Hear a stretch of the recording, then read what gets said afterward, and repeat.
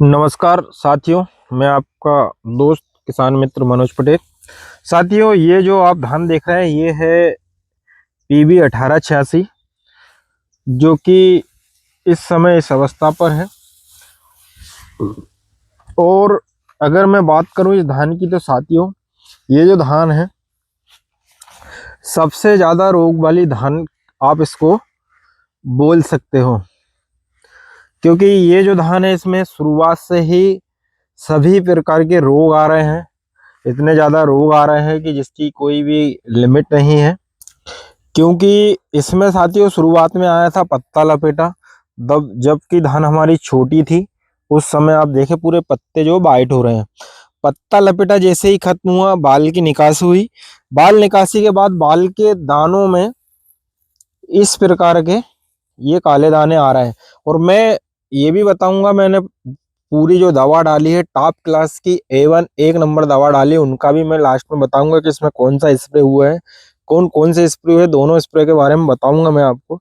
साथियों, इतनी ज्यादा रोग वाली धान मैंने अभी तक नहीं देखी है, क्योंकि इतने रोग है इसमें, इतने रोग है जिसकी कि आप कल्पना भी नहीं कर सकते। साथियों बहुत ज्यादा रोग वाली ये धान है।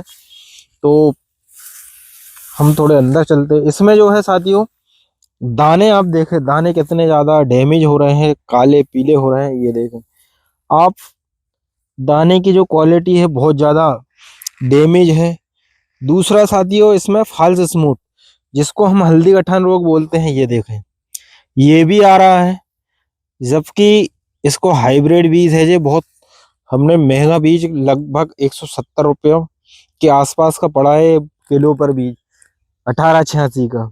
इसमें इतने रोग है साथियों, किसी धान में आपको इसके जैसे रोग समझ नहीं आया। और आज तक मैं जब से भी धान लगा रहा हूँ इस प्रकार के रोग देखने को ही नहीं मिले। क्योंकि इसमें फाल स्मुट इसमें आ रहा है, जिसको कि हम हल्दी गठान बोलते हैं, ये भी आ रहा है। उसके साथ में इसमें पत्ता लपेटा भी आया। पत्ता लपेटे के बाद इसमें, क्योंकि कूचे ज्यादा है, कल्ले इसके बहुत ज्यादा हैं, तो इसमें माहू भी बहुत जोरदार तरीके से आती है, क्योंकि ये बहुत ज्यादा कूचे करती है। इसमें सिर्फ एक ही मेरे को लगा है कि इसकी हाइट कम है, ये कि इसका प्लस पॉइंट। इसके बाद साथ ही इसमें कमियां ही कमियां हैं। लीड बहुत ज्यादा है। आप देखें अभी तो ये बहुत हरी है, जबकि इसके साथ की लगी हुई धान पकने लगी है। ये देखें आप, क्योंकि लीड भी बहुत है, बहुत हरापन है। देखें साथियों, अलग दिख रहा है दोनों में डिफरेंस, कितना डिफरेंस है। तो हर प्रकार से मैंने इसको देखा है, सभी प्रकार से ये मेरे को फेल लग रही है। आप देखें इसमें बहुत ज्यादा मात्रा में जो है, अब पकाव की स्थिति पर जब बारिश भी नहीं है, कोई नहीं है, इस समय इसमें ये फॉल स्मूथ आ रहा है। अब अगर हम इसमें दवा की बात करें कि मैंने दवा में क्या क्या स्प्रे किया, इसमें साथियों नेटिवो के साथ में हमने बेलिडामाइसिन भी इसमें डाला, एंटीबायोटिक के पाउच बेलिडामाइसिन दोनों मिला के डाला, कोराजन वाला टेक्निकल डाला। इसी के साथ हमने सोलोमन लिया।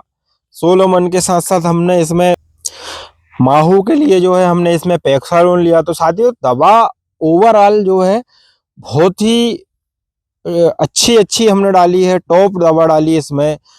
तो इसके बाद भी आप देखें सभी प्रकार का इसमें रोग जो है, मेरे को तो ऐसा कुछ लगा नहीं कि ये रोग रहित धान है। बहुत ज्यादा रोग है इसमें। फॉल्स स्मूथ अगर आप देखें, ये देखें इतनी ज्यादा कंडीशन है, ये बिल्कुल बैक टू बैक दिख रहा है। बिल्कुल मैं इस जगह खड़ा हूँ, इतनी जगह में बहुत जगह दिख चुका है।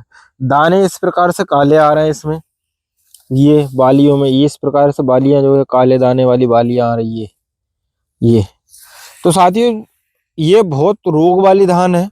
आप चयन करें आपकी मिट्टी के हिसाब से, अगर आप सूट हो जाए तो ठीक है। बाकी मैं इस धान का किसी भी किसान भाई को सजेस्ट नहीं करूंगा कि आप 1886 भविष्य में लगाएं। एवरेज में भले ये थोड़ी बहुत आगे जा सकती है, लेकिन रोग रहे बहुत ज्यादा है, रोग रहित धान नहीं है ये। रोग बहुत ज्यादा पकड़ती है, और इतने ज्यादा रोग पकड़ने वाली धान पास नहीं हो सकती। साथियों आप देखें कि इसके साथ में लगी हुई धान किस प्रकार से कटाव की स्थिति, ये साथियों उसी के साथ लगी हुई धान है। और आप देखें कि पूरी जो है कटने की अवस्था पर है, और दाने कितने साफ है। एक स्प्रे में इतने बेहतरीन दाने हैं, देखें आप।